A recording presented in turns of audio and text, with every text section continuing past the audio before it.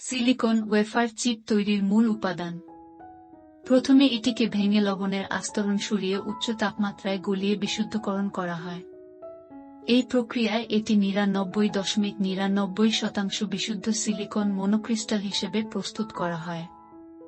এরপর এটি 300 মিলিমিটার ব্যাস এবং 0.75 মিলিমিটার পুরু ওয়েফারে কাটা হয়।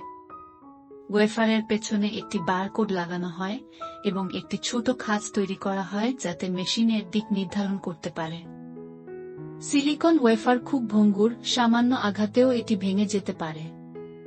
একটি সিলিকন ওয়েফারের খরচ প্রায় $100, কিন্তু যখন এটি প্রসেসর হিসেবে প্রস্তুত করা হয় তখন এর মূল্য $10,000 পর্যন্ত হতে পারে, যা স্বর্ণের তুলনায় অনেক বেশি।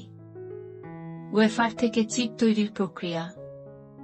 প্রসেসিং শেষে প্রতিটি সিলিকন ওয়েফারে থাকা চিপগুলোর মান পরীক্ষা করা হয়। কোনো ত্রুটি থাকলে সেই চিপগুলো আলাদাভাবে চিহ্নিত করা হয়। এই প্রক্রিয়ায় ত্রুটিপূর্ণ চিপগুলোর কার্যক্ষমতা অনুযায়ী i9, i7, i5 এবং i3 প্রসেসরে ভাগ করা হয়।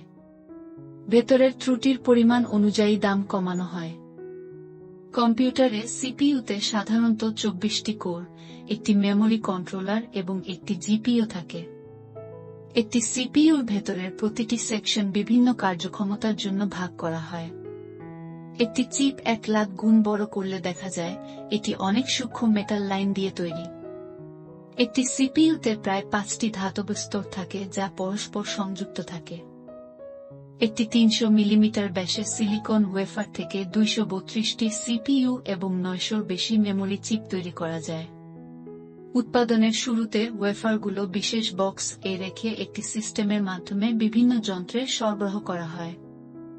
চিপ তৈরির ধাপ। প্রথম ধাপ, ফটোলিথোগ্রাফি। সিলিকন ওয়েফারে প্রথমে একটি লাইট সেন্সিটিভ লেয়ার প্রয়োগ করা হয়। এরপর এটি লাল রঙের বেকিং প্লেটে রেখে অতিরিক্ত অংশ সরানো হয়।